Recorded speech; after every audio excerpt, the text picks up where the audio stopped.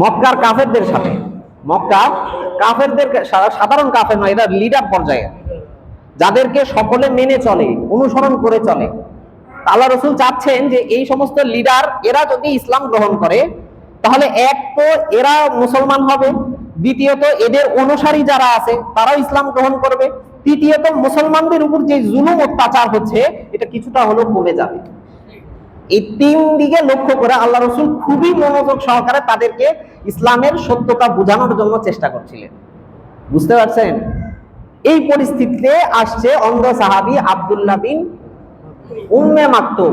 আব্দুল্লাহ বিন উম্মে মাকতুম এসে উপস্থিত। আসার পরে আল্লাহ রসুল সাল্লাল্লাহু আলাইহি ওয়াসাল্লামকে বারবার জিজ্ঞাসা করতেছেন, আল্লাহ রসুল একটা মাসআলা আমাকে শিক্ষা দেন, একটা কোরআনের আয়াত আমাকে শিক্ষা দেন, এই কথা বারবার বলতে আছে। মুহাম্মাদ কামা বারাকতা আলা ইব্রাহিম ওয়া আলা আলি ইব্রাহিম ইন্নাকা হামিদুম মাজিদ। আম্মা বা'দু ফাআউযু বিল্লাহি মিনাশ শাইতানির রাজীম। বিসমিল্লাহির রহমানির রহিম। আবাসা ওয়া তাওয়াল্লা আন জাআহুল আ'মা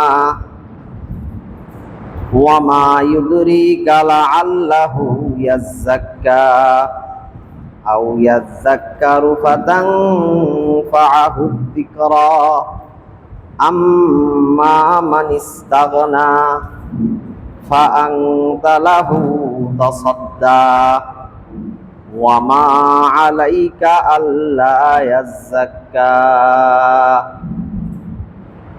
وقال رسول الله صلى الله عليه وسلم إن الله لا يقبض العلم انتزاعا ينتزعه من الناس ولكن يقبض العلم بقبض العلماء فإذا لم يترك عالما ইত্তাখাযান নাসু রুউসান জুহালা ফাসুইলু ফাআফতাউ বিগাইরি ইলমিন ফাদাল্লু ওয়া আদাল্লু। রাওয়াহু আল ইমাম বুখারী ওয়া মুসলিম ফি সহিহাইহিমা। সাদাকাল্লাহুল আযীম ওয়া সাদাকা রাসূলুহুন নাবিয়্যুল কারীম ওয়া নাহনু আলা যালিকা মিনাশ শাহিদিনা ওয়াশ শাকিরিন ওয়াল হামদুলিল্লাহি রাব্বিল আলামিন। আলহামদুলিল্লাহ, আল্লাহ রাব্বুল আলামিনের অশেষ দয়া ও মেহেরবানি। আজকে সফর মাসের 16 তারিখ জুমার দিন আল্লাহ রাব্বুল আলামিন মসজিদে জুমার নামাজ আদায়ের উদ্দেশ্যে এসে কোরআন ও হাদিস থেকে কিছু দ্বীনি আলোচনা শিক্ষা দান করার তৌফিক দান করেছেন। এজন্য দিল থেকে আমরা সকলে শুকরিয়া আদায় করি, আলহামদুলিল্লাহ। আপনাদের মনে আছে নাকি, আমার ওইরকম বলতে পারবো না, এই মসজিদে যখন আমি আপনাদের সামনে প্রথম জুমার নামাজ পড়াই, আপনাদেরকে আল্লাহর রহমতে প্রথম যে সময় জুমার নামাজ আদায় করা হয়, সেই সময় একটি সূরার তাফসীর শুরু করা হয়েছিল। সূরাটি 30 পারার, সূরার নাম সূরায়ে আবাসা। সূরার নাম সূরায়ে আবাসা, 30 পারার একটি সূরা। এই সূরার প্রথম কয়েকটি আয়াত নিয়ে সামান্য কিছু আলোচনা হয়েছিল। তো নিয়ত ছিল, খেয়াল ছিল যে সূরার তাফসীরটা শেষ করার, কিন্তু ওইরকম সুযোগ হয়ে ওঠেনি। মাঝখানে বড় একটা বিচ্ছিন্নতা গেছে। এরপর কোরবানির একটা মৌসুম ছিল, কোরবানির আলোচনা ছিল, বা এরপরে আশুরা ছিল। তো বিভিন্ন পরিস্থিতির কারণে ওই বিষয়ে আর আলোচনা হয়ে ওঠেনি। যা অসমাপ্ত আছে। এই নিয়তে সূরা আবাসার কয়েকটি আয়াত আপনাদের সামনে তিলাওয়াত করেছি। পূর্বের আলোচনায় যারা ছিলেন তারা তো কিছু হলেও মনে আছে, যারা ছিলেন না তাদের জন্য আবার শুরু থেকে আলোচনা শুরু করছি। আল্লাহ রাব্বুল আলামিন যদি আমাকে হায়াত দারাজ করেন, তৌফিক দেন, তো এই সূরার পরিপূর্ণ তাফসীর ইনশাআল্লাহ আমরা শুনবো এবং শিখবো এবং আমল করব ইনশাআল্লাহ। তো সূরা আবাসার তাফসীর শুরু করার আগে আপনাদের যারা তাফসীর নিয়মিত শোনেন এ বিষয়ে জানেন যে আল্লাহ রাব্বুল আলামিন অনেক সূরা, অনেক আয়াতকে বিভিন্ন প্রেক্ষাপটকে কেন্দ্র করে অবতীর্ণ করেন। অনেক সূরা, অনেক আয়াত অবতীর্ণ হওয়ার একটা প্রেক্ষাপট থাকে, একটা অবস্থাকে কেন্দ্র করে ওই সূরা বা আয়াত নাজিল হয়। ঠিক তেমনি ভাবে সূরা আবাসা অবতীর্ণ হওয়ার সময় আল্লাহ রাব্বুল আলামিন যে সময় অবতীর্ণ করেন এটা একটা প্রেক্ষাপটকে লক্ষ্য করে অবতীর্ণ করেন। তো আমাদের প্রথমে জানতে হবে কোন অবস্থায়, কোন প্রেক্ষাপটে আল্লাহ রাব্বুল আলামিন সূরা আবাসা অবতীর্ণ করেছেন। এটাকে তাফসীরের ভাষায় শানে নুজুল বলা হয়। অনেক তাফসীরগণ, তাফসীরবিদ যিনারা কোরআনের তাফসীর করেন, ওনারা বিভিন্ন আয়াত বা হাদিসের ব্যাখ্যা করার সময় বলবেন এমন যে এই আয়াতের শানে নুজুলটা এমন, এই আয়াতের শানে নুজুল এভাবে। এই শানে নুজুল শব্দ যখন আপনারা কারো মুখের আলোচনায় শুনবেন অথবা কোনো ইসলামিক বই পড়তে গিয়ে এই শব্দ শুনবেন, তখন এই শব্দটা আপনাদের কাছে অস্পষ্ট থাকলে চলবে না। কোরআন হাদিসের মৌলিক কিছু জ্ঞান এটা সকলের থাকতে হবে, সকল মুসলমানের থাকতে হবে। তাহলে কোন বিষয়ের কথা বললাম একটু বলেন আমার সাথে। শানে নুজুল কি শব্দ? শানে নুজুল, অবতীর্ণ হওয়ার প্রেক্ষাপট। আল্লাহ তাআলা কোন প্রেক্ষাপটকে কেন্দ্র করে, কোন অবস্থাকে কেন্দ্র করে আয়াত অবতীর্ণ করেন, সেই অবস্থা বা সেই পরিস্থিতিকে শানে নুজুল বলা হয়। কি বলা হয়? শানে নুজুল। তো ভবিষ্যতে যখন আমি বলবো বা অন্য কেউ আলোচনা করার সময় বা কোনো কোরআনের আয়াত বা হাদিস কোনো ইসলামী বইয়ে পড়ার সময় যখন এই শব্দ সামনে আসবে, এটা যেন আর কোনো সময় অস্পষ্ট না থাকে যে শানে নুজুল মানে কি, এটা তো বুঝি না। অনেক সময় বাড়িতে মা বোনরা বিভিন্ন কোরআন হাদিসের বই পড়ে, তো পড়তে গিয়ে অনেক সময় অনেক এইরকম শব্দ আসে যার অর্থ তারা বুঝতে পারে না। আর এই শব্দের ব্যাখ্যা তো সব জায়গায় করবে না। হয়তো একজন মুফাসসির যিনি তাফসীর করছেন, উনি ওনার তাফসীর লেখার শুরুতে এই রকম শব্দগুলোর ব্যাখ্যা দিয়ে দিবেন যে শানে নুজুল বলতে এটা বোঝায়। তো মাঝখান থেকে যখন কেউ পড়বে বা একটা কি বইয়ের মাঝামাঝি থেকে কেউ যখন পড়বে, তখন শানে নুজুল শব্দ আসলে তার বুঝে আসবে না। এই জন্য এটা সকলের সর্ব অবস্থায় মনে রাখতে হবে। শানে নুজুল বলতে আয়াত অবতীর্ণ হওয়ার প্রেক্ষাপট, কোন প্রেক্ষাপটকে কেন্দ্র করে আল্লাহ রাব্বুল আলামিন আয়াত অবতীর্ণ করেছেন। আমরা যেহেতু সূরা আবাসার তাফসীর সম্পর্কে জানতে ইচ্ছুক, এই জন্য সর্বপ্রথম আমাদের জানতে হবে সূরা আবাসা অবতীর্ণ হওয়ার প্রেক্ষাপট কি ছিল, কোন প্রেক্ষাপটকে কেন্দ্র করে আল্লাহ রাব্বুল আলামিন সূরা আবাসা অবতীর্ণ করেছেন। যারা পূর্বের আলোচনা মনোযোগ সহকারে শুনেছেন, মনে আছে, তারা বলতে পারবেন এই সূরা আল্লাহ রাব্বুল আলামিন অবতীর্ণ করেছেন। আল্লাহ রাসূল সাল্লাল্লাহু আলাইহি ওয়াসাল্লামের একজন সাহাবী ছিল, উনি চোখে দেখতে পেতেন না, চোখ দিয়ে কিছু দেখতে পেতেন না, অন্ধ ছিলেন। ওই সাহাবীর নাম ছিল আব্দুল্লাহ বিন উম্মে মাকতুম। নাম কি ছিল? আব্দুল্লাহ বিন উম্মে মাকতুম। অন্ধ সাহাবী ছিল, আল্লাহ রাসূল সাল্লাল্লাহু আলাইহি ওয়াসাল্লামের সাহাবী। তো একদিন আল্লাহ রাসূল সাল্লাল্লাহু আলাইহি ওয়াসাল্লামের কাছে মক্কার যে সমস্ত বড় বড় কাফের মুশরিক, যারা ইসলাম ধর্ম গ্রহণ করেনি বরং ইসলামের বড় শত্রু ছিল, ইসলামের শুরুর যুগের ঘটনা এটা। ইসলামের কোন যুগের ঘটনা? শুরুর যুগের ঘটনা। এই জন্য সূরা আবাসার শেষে মাক্কিয়া শব্দ আছে। কি শব্দ আছে? মাক্কিয়া। যারা নিয়মিত কোরআন পড়েন তারা বলতে পারবেন কোরআনের অনেক সূরার শেষে মাক্কিয়া শব্দ আছে, অনেক সূরার শেষে মাদানিয়া শব্দ আছে। এই দুইটা শব্দই থাকে। সূরার নামের পরে হয় মাক্কিয়া শব্দ থাকবে অথবা সূরার নামের পরে কি শব্দ থাকবে? মাদানিয়া শব্দ থাকবে। এই দুইটি শব্দ দুইটি অবস্থা, দুইটি স্থানকে বোঝায়। আল্লাহ রাসূল সাল্লাল্লাহু আলাইহি ওয়াসাল্লাম নবী হয়েছেন 40 বছর বয়সে। কত বছর বয়সে? 40 বছর বয়সে। আর দুনিয়া ত্যাগ করে চলে গেছেন 63 বছর বয়সে। কত বছর বয়সে? 63 বছর। মাঝখানে কত বছর হলো? 23 বছর। কত বছর? 23 বছর। এই 23 বছরে আল্লাহ রাসূল সাল্লাল্লাহু আলাইহি ওয়াসাল্লামের উপর এই পুরা কোরআন অবতীর্ণ হয়েছে। ইসলামের যাবতীয় যত ধরনের বিধি বিধান হয় এই 23 বছরেই আল্লাহ রাসূল সাল্লাল্লাহু আলাইহি ওয়াসাল্লামের কাছে এসেছে। এই পুরা কোরআন 30 পারা কোরআন, যেখানে একজন মানবের জীবনের সমস্ত ধরনের সমস্যা, অসুবিধা, সুবিধা, সব ধরনের সিদ্ধান্ত এই কোরআনে দেওয়া আছে। একজন মানুষ কোন পথে গেলে সফল হবে, কোন পথে গেলে সফল হবে না, এই সমস্ত বিষয় যে কোরআনের মধ্যে দেওয়া হয়েছে, এই কোরআন মাজিদ আল্লাহ রাসূল সাল্লাল্লাহু আলাইহি ওয়াসাল্লামের কাছে অবতীর্ণ হয়েছে, এসেছে কত বছরে? একটু করে কথা বলতে হবে, তাছাড়া আপনাদের মনে থাকবে না। তো কত বছরে আল্লাহ রাসূল সাল্লাল্লাহু আলাইহি ওয়াসাল্লামের কাছে 30 পারা কোরআন অবতীর্ণ হয়েছে? 23 বছর। আল্লাহ রাসূল সাল্লাল্লাহু আলাইহি ওয়াসাল্লাম নবী হয়েছেন 40 বছর বয়সে, ইন্তেকাল করেছেন 63 বছর বয়সে, মাঝখানে থাকলো 23 বছর।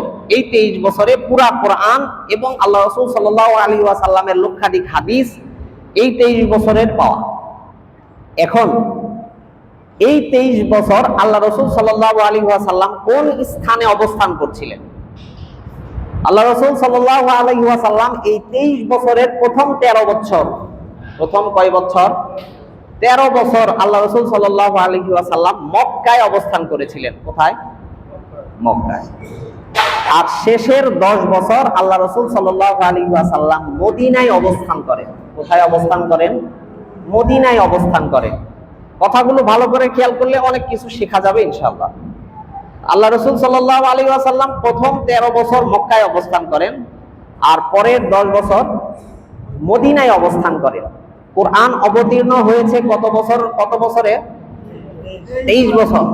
এই 23 বছরের মধ্যে প্রথম 13 বছর কোরআনের যেই সমস্ত আয়াত বা যেই সমস্ত সূরাগুলো অবতীর্ণ হয়েছে, প্রথম 13 বছরে আল্লাহ রাসূলের নবী হওয়ার পরে প্রথম 13 বছর আল্লাহ রাসূল সাল্লাল্লাহু আলাইহি ওয়াসাল্লামের কাছে আল্লাহ তাআলা কোরআনের যে সমস্ত আয়াত বা সূরাগুলো পাঠিয়েছেন, এই সমস্ত আয়াত বা সূরাগুলোকে সূরায়ে মাক্কিয়া বলা হয়। কি বলা হয়? মাক্কিয়া। আর যেই সমস্ত সূরাগুলোর শেষে দেখবেন মাদানিয়া থাকে, এই সমস্ত সূরাগুলো আল্লাহ রাসূল সাল্লাল্লাহু আলাইহি ওয়াসাল্লামের উপর শেষ 10 বছর অর্থাৎ মদিনায় থাকা অবস্থায় অবতীর্ণ হয়েছে। কোথায় থাকা অবস্থায় অবতীর্ণ হয়েছে? বুঝে আসছে না বুঝে আসেনি? এখন কোরআন পড়তে গিয়ে, কোরআনের কোন সূরা পড়তে গিয়ে সূরার নামের পরে যখন মাক্কিয়া বা মাদানিয়া শব্দ আসবে, কারো কাছে কি অস্পষ্ট থাকবে? কেউ জিজ্ঞাসা করলে বলতে পারবেন? বাড়ি থেকে মা বোন যারা আছেন তিনারা তো বাইরে আসেন না, এরকম ইসলাম শিক্ষার তাদের ব্যবস্থাও নেই। তারা যখন আপনাদের কাছে অনেক সময় কোরআন পড়তে গিয়ে বা কোরআনের বিভিন্ন বিষয় জিজ্ঞাসা করবে, বা নিজ থেকেই তাদেরকে এই সমস্ত জিনিসগুলো শেখানো, এটা দায়িত্ব। বাড়ির যারা পুরুষ থাকেন তাদের দায়িত্ব বাড়ির নারীদেরকে, মহিলাদেরকে কোরআন হাদিসের বিধিবিধান যা শিখবেন এটা তাদের কাছে পৌঁছিয়ে দেওয়া। এর দ্বারা তারা যা আমল করবে এর সওয়াব আপনি পাবেন। কথা কি বুঝা আসছে নাকি বুঝা আসেনি? এই জন্য কোরআনের যে সমস্ত সূরাগুলোর শেষে মাক্কিয়া আছে, এই সমস্ত সূরাগুলো আল্লাহ রাসূল সাল্লাল্লাহু আলাইহি ওয়াসাল্লামের উপর ওই সময় অবতীর্ণ হয়েছেন যখন আল্লাহ রাসূল কোথায় ছিলেন? কথা খেয়াল করতেছেন না মনে হয়, অন্যদিকে মনোযোগ দিচ্ছেন নাকি? আল্লাহ রাসূল সাল্লাল্লাহু আলাইহি ওয়াসাল্লাম মক্কায় থাকা অবস্থায় আল্লাহ রাসূল সাল্লাল্লাহু আলাইহি ওয়াসাল্লামের উপর যেই সমস্ত কোরআনের সূরাগুলো অবতীর্ণ হয়েছে, এই সূরাগুলোকে কি বলে? মাক্কিয়া, এই সূরাগুলোকে কি বলে? মাক্কিয়া। আর মদিনায় থাকা অবস্থায় আল্লাহ রাসূল সাল্লাল্লাহু আলাইহি ওয়াসাল্লামের উপর যে সমস্ত সূরাগুলো অবতীর্ণ হয়েছে এই সূরাগুলোকে কি বলে? মাদানিয়া। আলহামদুলিল্লাহ, বুঝা আসছে মাক্কিয়া আর মাদানিয়া। আমরা যে সূরা এখন যে সূরার ব্যাপারে শুনবো কিছু কথা আলোচনা, সেই সূরার নাম সূরা আবাসা এবং এই সূরাটা মাক্কিয়া। সূরার নাম সূরা আবাসা এবং সূরাটা কি? মাক্কিয়া। মানে আল্লাহ রাসূল সাল্লাল্লাহু আলাইহি ওয়াসাল্লাম কোথায় থাকা অবস্থায় সূরা অবতীর্ণ হয়েছে? মক্কায় থাকা অবস্থায়। মক্কায় থাকা অবস্থায় মক্কার 13 জীবনের জীবন ছিল ইসলামে খুব কঠিন কষ্টদায়ক জীবন। মুসলমানদের উপর এই সময় যে পরিমাণের যন্ত্রণা, জুলুম, অত্যাচার হয়েছে, দুনিয়ার ইতিহাসে হয়তো এর আরেকটা কোনো নজির পাওয়া যাবে না, এর বিকল্প কোনো কিছু পাওয়া যাবে না।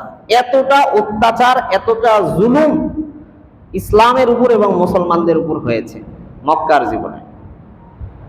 এই সময় আল্লাহ রাসূল সাল্লাল্লাহু আলাইহি, তখন মুসলমানরা খুব অল্প সংখ্যক, তাদের সংখ্যায়ও মুসলমান খুব অল্প ছিল, খুব অল্প। এজন্য কাফেররা, মুশরিকরা, তাদের অনেক শক্তি ছিল, অনেক ক্ষমতা ছিল। তারা মুসলমানদের উপর অত্যাচার করত, মুসলমানদেরকে কষ্ট দিত। এই যে, আর মুসলমানদের দায়িত্ব ছিল আল্লাহর পক্ষ থেকে, আল্লাহ রসুলকে দেওয়া দায়িত্ব ছিল যে ইসলামের দাওয়াতকে ব্যাপকভাবে সকলের কাছে পৌঁছানো, সকলের কাছে যেন ইসলামের দাওয়াত, ইসলামের সৌন্দর্যগুলোকে ফুটিয়ে তোলা হয়। এই কাজ, দায়িত্ব আল্লাহ রসুল সাল্লাল্লাহু আলাইহি ওয়াসাল্লামেরও মূল ছিল, বাকি সাহাবায়ে কেরামও এই দায়িত্ব আদায় করতেন। তো একবার আল্লাহ রাসূল সাল্লাল্লাহু আলাইহি ওয়াসাল্লামের কাছে এই মক্কার বড় বড় কাফের মুশরিক নেতা যারা ছিল, এরা আসছে কোনো একটা বিষয় জানার জন্য বা কোনো বিষয়ে আলোচনা করার জন্য আল্লাহ রসুলের কাছে আসছে। তা আল্লাহ রসুল চিন্তা করছেন, এই মক্কার কাফেররা, এরা হচ্ছে নেতা পর্যায়ের মানুষ, এরা যদি ইসলাম ধর্ম গ্রহণ করে, এদের কাছে যদি ইসলামের সত্যতা ফুটিয়ে তোলা যায়, তারা যদি ইসলাম গ্রহণ করে, তাহলে এই নিরীহ মুসলমানদের উপর যে অত্যাচার হচ্ছে এটা কিছুটা হলেও কমবে। মুসলমানদের জন্য মক্কায় বসবাস করা, ইসলামের উপর চলা কিছুটা হলেও সহজ হবে। এবং তারা যদি ইসলাম গ্রহণ করে, তারা যেহেতু নেতা পর্যায়ের, তো তারা ইসলাম গ্রহণ করলে তাদের দেখা দেখি, তাদের যারা অনুসারী আছে, সাঙ্গ বাঙ্গ আছে, এরাও ইসলাম গ্রহণ করবে। কথা কি বুঝতে পারছেন না বুঝতে পারেননি? এজন্য এ আগ্রহে আল্লাহ রাসূল সাল্লাল্লাহু আলাইহি ওয়াসাল্লাম তাদেরকে খুব মনোযোগ দিয়ে ইসলামের সত্যতা বোঝাচ্ছেন, ইসলামের দাওয়াত তাদের সামনে উপস্থাপন করছেন খুব মনোযোগে আল্লাহ রাসূল সাল্লাল্লাহু আলাইহি ওয়াসাল্লাম। এই অবস্থায়, এই পরিস্থিতি, আল্লাহ রাসূলের দরবারে এইরকম অবস্থা চলছিল। এ সময় অন্ধ সাহাবী, নাম কি? অন্ধ সাহাবীর নাম কি? খেয়াল করতেছেন না আপনারা? একটু খেয়াল করতে হবে, খেয়াল না করলে তো তাহলে কিছুই মনে থাকবে না, তাহলে কিভাবে? এই জন্য আমি এক কথা কিন্তু বারবার বলি, আমি এক নিঃশেষে মনে করেন পুরা সূরার তাফসীর শুনে দিয়ে আজকেই শেষ করে চলে যেতে পারবো, কিন্তু এর দ্বারা লাভ হবে কি? আপনারা কিছু শিখতে পারবেন না, কোনো কিছু জানবেনও না, বুঝবেনও না, তা লাভ হবে কিছু? এই জন্য আমি একটা কথাকে বারবার রিপিট করি, এক কথাকে অনেক সময় 3 বার বলি, 4 বারও বলি, এটা বোঝার জন্য, মনে রাখার জন্য। এটা আমার, যখন আমি ছাত্রদেরকে সবক পড়াই তখনও আমার নিয়ম এটাই। কারণ আমার ক্লাসে যে সমস্ত ছাত্ররা থাকে, সকলের ব্রেন কি এক অনুযায়ী হবে, একরকম হবে না ভিন্ন ভিন্ন হবে? ভিন্ন ভিন্ন। তাহলে কার দিকে লক্ষ্য করে আমি পড়াবো? যে ভালো ছাত্র তার দিকে লক্ষ্য করে, না যে দুর্বল ছাত্র তার দিকে লক্ষ্য করে? যে বুঝবান শিক্ষক, যেই শিক্ষকের প্রতি ছাত্ররা খুব মানে আগ্রহী হয়, এটা ওই শিক্ষক, যেই শিক্ষক দুর্বল ছাত্রদের প্রতি কেয়ার বেশি করে, দুর্বল ছাত্রদের লক্ষ্য বেশি রাখে। কারণ ক্লাসের মধ্যে যে শিক্ষক পড়াবে, এই শিক্ষক যদি যারা বুঝবান ছাত্র এদের দিকে লক্ষ্য করে যদি পড়ায়, তাহলে যারা দুর্বল ছাত্র এরা কিছুই শিখতে পারবে না। এই জন্য কথা আমি বলিও দুর্বলদের প্রতি লক্ষ্য করে। তো এটা আমার অভ্যাস একটা। এখন কি করবেন, ভালো অভ্যাস না খারাপ অভ্যাস আল্লাহ ভালো জানে। এই জন্য এক কথা আমি বারবার বলি, এটা আমার অভ্যাস, যাতে সকলেই এটাকে ক্যাপচার করতে পারে। যে খেয়াল করছে বা যে খেয়াল করছে না, যার ব্রেন একটু বেশি, বুদ্ধি একটু বেশি, যার একটু কম, সকলে যেন এই কথাগুলো মনে রাখতে পারে। এই জন্য এক কথাকে আমি বারবার বলতে থাকি। এই জন্য একটু খেয়াল করেন, ইনশাল্লাহ বুঝে আসবে। সাহাবীর নাম ছিল হযরত আব্দুল্লাহ। কি নাম? আব্দুল্লাহ বিন উম্মে মাকতুম। আব্দুল্লাহ নামের অনেক সাহাবী আছে। আব্দুল্লাহ বিন উম্মে মাকতুম এই সাহাবী অন্ধ ছিল, সাহাবী দেখতে পায় না চোখে। উনি জানেন না আল্লাহ রাসূলের সাল্লাল্লাহু আলাইহি ওয়াসাল্লামের দরবারের পরিস্থিতি কি, এখানে কারা এসেছেন, কারা বসে আছে এবং কাদের সাথে আল্লাহ রাসূল কথা বলছেন, কোন পরিস্থিতিতে আছেন, এগুলো কি একজন অন্ধ মানুষ দেখতে পাবে? হবে না। উনি জানেও না উনি কি অবস্থায়, কি পরিস্থিতিতে আল্লাহ রাসূল আছেন। তো উনি এই অবস্থায় আল্লাহ রাসূলের দরবারে চলে আসছে। কিসের জন্য? একটি মাত্র ইসলামের কোন একটা মাসআলা উনার কাছে অজানা আছে, উনি এই ব্যাপারে সমাধান জিজ্ঞাসা করবেন। সাহাবায়ে কেরামের যুগে এমনই ছিল। সাহাবায়ে কেরাম ছোটখাটো বিষয়, একদম ছোটখাটো বিষয়ে যেগুলো আছে, এগুলো আল্লাহ রাসূল সাল্লাল্লাহু আলাইহি ওয়াসাল্লামের দরবারে চলে যেতেন। আল্লাহ রাসূল এই সমস্যা হয়েছে, এখন কি করব? আল্লাহ রাসূল এই কাজটা করছি, এখন কি হবে? এরকম করলে কি নামাজ থাকবে না থাকবে না? এই কাজ করলে রোজা ভাঙবে না ভাঙবে না? ছোটখাটো বিষয় নিয়েও আল্লাহ রাসূলের দরবারে চলে যেত। আল্লাহ রাসূল সাল্লাল্লাহু আলাইহি ওয়াসাল্লাম খুব আদর যত্নে স্নেহের সাথে সাহাবায়ে কেরামদেরকে তার উত্তর, এই মাসআলার জিজ্ঞাসা যা আছে তা বুঝিয়ে দিতেন, শিখিয়ে দিতেন। আব্দুল্লাহ ইবনে উম্মে মাকতুম এই নিয়তে যে কোরআনের একটি বিধান, হাদিসের কোনো বিধান আল্লাহ রাসূলের কাছে শিখবে, এই জন্য এই নিয়তে তিনি আল্লাহ রাসূলের দরবারে এসেছেন। আসার পরে আল্লাহ রাসূল সাল্লাল্লাহু আলাইহি ওয়াসাল্লাম কোন পরিস্থিতিতে আছেন, কাদের সাথে কথা বলতেছিলেন? মক্কার কাফেরদের সাথে। মক্কার কাফেরদের, সাধারণ কাফের নয়, এটা লিডার পর্যায়ে, যাদেরকে সকলে মেনে চলে, অনুসরণ করে চলে। আল্লাহ রাসূল চাচ্ছেন যে এই সমস্ত লিডার, এরা যদি ইসলাম গ্রহণ করে তাহলে এক তো এরা মুসলমান হবে, দ্বিতীয়ত এদের অনুসারী যারা আছে তারাও ইসলাম গ্রহণ করবে, তৃতীয়ত মুসলমানদের উপর যে জুলুম অত্যাচার হচ্ছে এটা কিছুটা হলেও কমে যাবে। এই তিন দিকে লক্ষ্য করে আল্লাহ রাসূল খুবই মনোযোগ সহকারে তাদেরকে ইসলামের সত্যতা বোঝানোর জন্য চেষ্টা করছিলেন। বুঝতে পারছেন? এই পরিস্থিতিতে আসছে অন্ধ সাহাবী আব্দুল্লাহ বিন উম্মে মাকতুম। আব্দুল্লাহ বিন উম্মে মাকতুম এসে উপস্থিত। আসার পরে আল্লাহ রাসূল সাল্লাল্লাহু আলাইহি ওয়াসাল্লামকে বারবার জিজ্ঞাসা করতেছেন, আল্লাহ রাসূল একটা মাসআলা আমাকে শিক্ষা দেন, একটা কোরআনের আয়াত আমাকে শিক্ষা দেন, এই কথা বারবার বলতে আছে। সে জানে না তো পরিস্থিতি কি, আল্লাহ রাসূল কোন পরিবেশে আছেন বা সামনে কারা বসে আছে, এটা উনি জানে না, ওনার খবর নেই এই বিষয়ে। আল্লাহ রাসূল সাধারণ একজন, আল্লাহ রাসূল সাল্লাল্লাহু আলাইহি ওয়াসাল্লাম চিন্তা করলেন যে সে তো মুসলমান, আব্দুল্লাহ বিন উম্মে মাকতুম একজন মুসলমান, এখানে এখন এসেছে ইসলামের একটা বিধান শিখতে, একটা কোরআনের আয়াত বা একটা হাদিস শিখবে। কি শিক্ষা করার জন্য আসছে? একটা কোরআনের আয়াত, একটা হাদিস শিখবে। এটা তাকে পরেও শিখানো যাবে না? যাবে না, কারণ সে তো মুসলমানই, সে ইসলাম ধর্ম গ্রহণ করেছে, নিয়মিত আমার দরবারে আসা যাওয়া তার আছে, তো তাকে এই কাজটা একটু পরে শিক্ষা দেই। আর এই সমস্ত কাফের মুশরিক, এরা তো বছরে একদিন আশেপাশে ভেরে না, এদের কাছেও যাওয়া যায় না, তারা এই পরিস্থিতিতে আসছে। এখন তাদেরকে যদি ইসলাম একটু এই সুযোগে যদি বোঝানো যায় তাহলে তাদেরও লাভ হবে, অন্যান্য মুসলমানদেরও কি হবে? লাভ হবে। এই জন্য আল্লাহ রাসূল ওই দিকে মনোযোগ দিয়ে আছেন। এখন অন্ধ সাহাবী, তিনি পরিস্থিতি দেখতেছেন না, বুঝতেছেন না, উনি বারবার বারবার কথা বলতেই আছে। এই পরিস্থিতিটা আল্লাহ রাসূল সাল্লাল্লাহু আলাইহি ওয়াসাল্লামের কাছে একটু বিরক্ত বোধ হয়েছে। কি হয়েছে? কথা কি বোঝা আসতেছে না বোঝা আসেনি? এই পরিস্থিতি আল্লাহ রাসূলের কাছে কি লাগছে? একটু বিরক্ত লাগছে। কি এতবার তাকে বারণ করছি বা দেখছে তো, কানে শুনছে যে আমি কারো সাথে কথা বলছি, তারপরে সে এক কথা বারবার বারবার কেন বলতেছিল? এই পরিস্থিতিতে আল্লাহ রাব্বুল আলামিন সূরা নাজিল করেন, আবাসা ওয়া তাওয়াল্লা আন জাআহুল আ'মা ওয়া মা ইউদরিকা লাআল্লাহু ইয়াযাক্কা ওয়া ইয়াযাক্কারু ফাতানফাউল যিকরা। কথা কি বোঝা আসছে? এটাই হচ্ছে এই সূরার শানে নুজুল। এই সূরার কি নুজুল? শানে নুজুল। যারা শুরুতে ছিলেন তারা তো বুঝবেন শানে নুজুল কাকে বলে, না ভুলে গেছেন? শানে নুজুল কাকে বলে?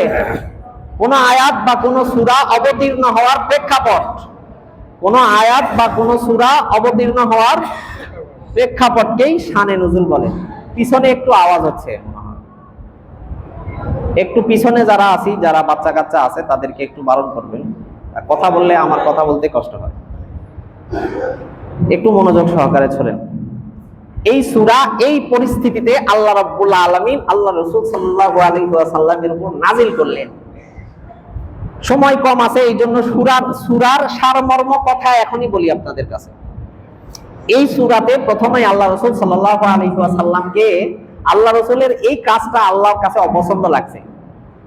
আল্লাহ এই কাজটা পছন্দ করেন যে একজন ঈমানদার সে দ্বীন শেখার জন্য আসছে। কি শেখার জন্য আসছে?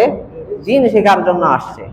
আপনি তার পিছে মেহনত না করে একজন কাফের মুশরিক যে এখনো ইসলাম গ্রহণও করেনি, ইসলাম ধর্মের গ্রহণ করবে না তাও আপনার জানা নেই, তাদের কাছে দাওয়াত আগেও পুষছে, এখনো পুষাচ্ছেন, ভবিষ্যতেও পুষবে। এখন তারা যদি দাওয়াত পাওয়ার পরেও না কবুল করে ইসলাম, আপনার উপর তো কোনো দায়িত্ব নেই।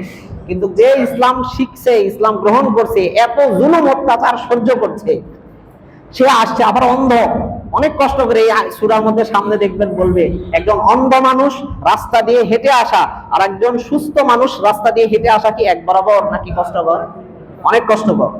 এই জন্য কোনো অন্ধ মানুষ যদি মসজিদে এসে নামাজ না পড়তে পারে, জামাতের সাথে নামাজ না পড়তে পারে, এর কারণে তার উপর কোনো তিরস্কার আসবে না, তার উপর কোনো শাস্তি হবে না, কারণ সে অন্ধ। একজন অন্ধ মানুষ সে কত কষ্ট করে আপনার কাছে আসছে, সেই ইমানদার তাকে আপনি কোরআনের আয়াত বা হাদিস দ্বীন ইসলামের কোনো শিক্ষা না দিয়ে আপনি কাফের মুশরিকদের পিছে কেন আপনি সময় দিলেন? এই কাজটা কিন্তু আল্লাহ রাসূল সাল্লাল্লাহু আলাইহি ওয়াসাল্লামের কিন্তু চিন্তা কিন্তু কোনোদিনই এমন ছিল না যে সাহাবীকে অবজ্ঞা করা, সাহাবীকে অসম্মান করা, সাহাবী গরিব এই জন্য তার প্রতি খারাপ আচরণ, এটা কি উদ্দেশ্য ছিল? নাউজুবিল্লাহ, এটা কখনো উদ্দেশ্য, যারা শুরু থেকে আলোচনা শুনছেন বুঝতে পারবেন তো, এরকম আল্লাহ রাসূলের কখনোই উদ্দেশ্য ছিল না। ওই দিকে লক্ষ্য করে যে সাহাবী তো আমার কাছে আসেই, সবসময় তার আসা যাওয়া আছে, এখন যদি সে নাও জানতে পারে পরবর্তী এসে জানতে পারবে, কিন্তু এই কাফেররা এখানে আর আসবেও না, তাদেরকে এরকম সুযোগও হাতে পাওয়া যাবে না। আর তারা ইসলাম গ্রহণ করলে শুধু তাদের উপকার না, তারাও ইসলাম গ্রহণ করবে, তাদের অনুসারীরাও ইসলাম গ্রহণ করবে এবং মুসলমানদের উপর জুলুম অত্যাচার কমবে। এই সব দিকে লক্ষ্য করে তাকে অবজ্ঞা করা নয়, তাকে অসম্মান করা নয় ওই সাহাবীকে, বরং শুধু আল্লাহ রাসূলের উদ্দেশ্য এটা যে তাকে পরবর্তী বিষয়টা জানায় দিব। এখন সে বারবার একটা কথা বলার কি দরকার? এই জন্য অনেক সময় মানুষের মধ্যে বিরক্তি বোধ আসে না, এই বিরক্তি ভাবটা আসছে।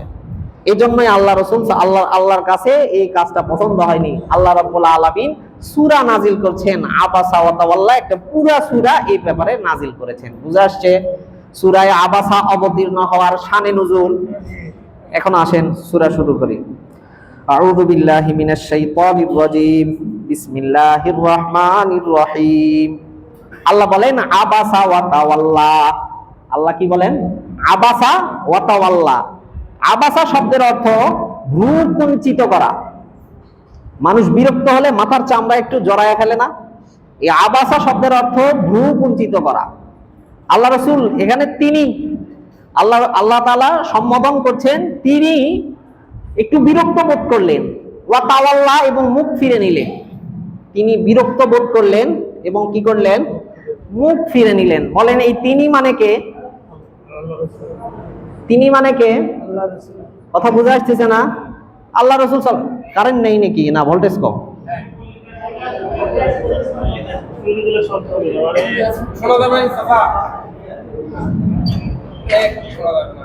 শোনা যাবে না? যাচ্ছে তো একই তো। আল্লাহ রাসূল সাল্লাল্লাহু আলাইহি ওয়াসাল্লামের উপর এই আয়াত কার উপর অবতীর্ণ হচ্ছে? একটু খেয়াল করেন, আয়াত অবতীর্ণ হচ্ছে কার উপর? আল্লাহ রাসূল। খেয়াল এইদিকে করতে হবে, অন্যদিকে খেয়াল করলে তো আমি কথা বলে লাভ হবে না। আল্লাহ তাআলা বলেন আবাসা, তিনি বিরক্ত বোধ করলেন, ওয়া তাওয়াল্লা এবং মুখ ফিরে নিলেন। আল্লাহ কি বলেন? তিনি বিরক্ত বোধ করলেন এবং মুখ ফিরে নিলেন। এই কথা কে বলতেছে? কাকে বলতেছে? তো বলার দরকার কেমন ছিল? আমি যদি আপনার সাথে কথা বলি তো কিভাবে বলবো যে আপনি এই কাজ কেন করছেন, আপনি এদিকে কেন তাকাচ্ছেন, ওইদিকে কেন মনোযোগ দিচ্ছেন, ওরা কথা বলছে কেন, আপনাকে এরকম করে কথা বলবো? নাকি বলবো সে কেন, আপনাকে বলবো কি সে কেন এই কাজ করছে, এই কথা আপনাকে বলবো? কারণ কথা তো কাকে বলছি? আপনাকে। আল্লাহ কোরআনের আয়াত নাযিল করছে কার উপর? রাসূলের উপর। আর এই বিরক্ত বোধ কে করছেন? রাসূলুল্লাহ। বলার দরকার ছিল কেমন? যে আপনি কেন বিরক্ত বোধ করছেন, এই কথা বলার দরকার ছিল না? যে তুমি কেন বিরক্ত বোধ করছো, এরকম শব্দ বলার দরকার ছিল, কিন্তু আল্লাহ তুমি না বলে অনুপস্থিতির শব্দ ব্যবহার করছেন, যে সে বিরক্ত বোধ করছে। কে বিরক্ত বোধ করছে? সে। এখানে অনেক বড় কিছু জানার ও বোঝার বিষয়, এগুলো কোরআনের গভীর জ্ঞান ও রহস্য। এগুলোর কারণে কোরআনের মতো আরেকটা কোরআন কেউ দুনিয়াতে আজ পর্যন্ত আর তৈরি করতে পারেনি। আমরা অনেক সময়, যারা বাবা আছেন তারা বুঝবেন, সন্তান অনেক সময় ভুল করে, দোষের কাজ করে, তো সন্তান দাঁড়িয়ে আছে, সন্তানকেই বলছি, কিন্তু সন্তানকে না বলে তার মাকে বলছি, এই অমুকের মা, সে যেন আর এই কাজ না করে, সে যেন আর এদিকে না যায়, এই কাজে যেন আর পা না বাড়ায়। সে বলতেছি, কাকে বলতেছি? ছেলেকেই। ছেলে ওখানে উপস্থিত আছে না নেই? ছেলেকে কেন কথা বলছি না ছেলের সাথে? তার সাথে একটু রাগ বোঝানো উদ্দেশ্য। কি বোঝানো উদ্দেশ্য? যে সে যে কাজটা করছে এই কাজটা ভালো কাজ করেনি, আমি তার এই কাজে অসন্তুষ্ট। আল্লাহ রাব্বুল আলামিন এই আয়াতে এটা বোঝাচ্ছেন যে আপনি যে কাজ করেছেন, একটু বিরক্ত বোধ করেছেন, একটু অসন্তুষ্ট হয়েছেন, এই কাজটা ঠিক করেননি। আপনার এই কাজটায় আল্লাহ তাআলা কি নয়? খুশি নয়। কথা কি বোঝা আসছে নাকি বোঝা আসেনি? এজন্য আল্লাহ তাআলা বলেন আবাসা ওয়া তাওয়াল্লা। তিনি মানে রসুল বিরক্ত বোধ করলেন এবং মুখ ফিরিয়ে নিলেন। কি কারণে? আন জাআহুল আ'মা, যে তিনার কাছে একজন অন্ধ সাহাবী এসে পৌঁছেছিল। যা মানে এসেছিল, হু মানে রসুলের কাছে, আ'মা মানে অন্ধ ব্যক্তি। কে অন্ধ ব্যক্তি? বলেন কে অন্ধ ব্যক্তি? আল্লাহ রসুল সাল্লাল্লাহু আলাইহি ওয়াসাল্লামের সাহাবী, নাম কি? আব্দুল্লাহ বিন উম্মে মাকতুম। আছে সাহাবীদের আলোচনা, অনেকে কোরআনের মধ্যে সাহাবীদের আলোচনা আবার খুঁজে পায় না। পাইলেন কি আপনারা সাহাবীদের আলোচনা নাকি পাননি? এই আমা শব্দের অর্থ অন্ধ। এই অন্ধ মানে কে? কার কাছে কোন অন্ধ এসেছে? আল্লাহ রসুলের কাছে অন্ধ সাহাবী আব্দুল্লাহ বিন উম্মে মাকতুম এসেছে। আল্লাহ রসুলের কাছে কোন সাহাবী? অন্ধ সাহাবী, নাম কি? আব্দুল্লাহ বিন উম্মে মাকতুম এসেছে। তার কথা আল্লাহ তাআলা বলেন, এই তিনি বিরক্ত বোধ করেছেন, অর্থাৎ রাসূল বিরক্ত বোধ করেছেন এবং মুখ ফিরিয়ে নিয়েছেন, এজন্য যে তিনার কাছে অন্ধ সাহাবী এসেছে। তিনার কাছে কে এসেছে? অন্ধ সাহাবী, নাম কি? আব্দুল্লাহ বিন উম্মে মাকতুম। ওয়ামা ইউদরিকা লাআল্লাহু ইয়াযাক্কা। সময় নেই, এই জন্য এখানেই আজকের সমাপ্ত। সামনের আলোচনা এই আয়াত থেকে সামনে আগাবে। কথা কি বোঝা আসছে না বোঝা আসেনি? কোরআনের আলোচনাগুলো যদি এখানে এসে বসেন, কোন সময় এই কথা মনে হবে না যে 1 ঘন্টা এখানে বসে দেখলাম বিরক্ত লাগলো। এই কথা ইনশাআল্লাহ যারা শুরুতে এসেছেন, 12:30টারও আগে এসেছেন, অনেকে আছে, বিরক্ত লাগতেছে কারো কাছে? বিরক্ত ইনশাআল্লাহ কোনোদিন লাগবে না। কোরআন এমন একটা জিনিস, অবতীর্ণ হয়েছে আজ থেকে 1400 বছর আগে, এখনো আমরা পড়তেছি, ভবিষ্যতের মানুষরাও পড়বে, কারো কাছে কোনোদিন বিরক্ত লাগবে না, বরঞ্চ আরো মনে আনন্দ লাগবে, মন খুশি লাগবে। এই কথাগুলো শুনলে আপনাদের মন শান্তি হয়ে যাবে। বাড়িতে এই দুনিয়ার যে পেরেশানি, এগুলো সব কেটে যাবে মন থেকে। কোরআন এমন একটা বাণী, আপনার দুনিয়ার যত ধরনের আমরা যেগুলো আরামের বস্তু দেখছি, এগুলো আরামের নয়। আমরা মনে করতেছি মসজিদে হয়তো এসি লাগালে অনেক আরাম লাগবে, বাড়িতে হয়তো এসি লাগালে ঘুমটা অনেক ভালো হবে, কিন্তু অনেক এইরকম কোটি কোটি টাকা খরচ করে এসি লাগাইছে, রাতে ঘুমাতে পারে না। 2-3টা ট্যাবলেট মুখের মধ্যে দেওয়ার পরেও কি আসে না, রাতে ঘুম আসে না। অথচ এসি আছে, কোটি কোটি টাকার বিছানার উপর ঘুমায় তারা। এই জন্য শান্তি আসলে কোরআন হাদিসের মধ্যে। এই জন্য একটু সময় নিয়ে আসেন। আপনাদের কারণে আমারও এখানে বয়ান করতে অতি দেরিতে আসেই না, যেহেতু কেউ একটা কথা বলবো এটা কেউই বুঝবে না, পরে শেষে আবার এই কথা রিপিট করতে হয়। এই জন্য আপনারা সময় মতো আসলে কোরআনের কথাগুলো শিখবেন এবং বুঝবেন। আমি আপনাদের শিখে আমি উপকার পাবো, আপনারাও সওয়াব পাবেন। আসবেন না একটু দ্রুত ইনশাআল্লাহ। আল্লাহ তাআলা সকলকে কোরআন হাদিসের কথাগুলো শুনে ও বোঝার আমল করার তৌফিক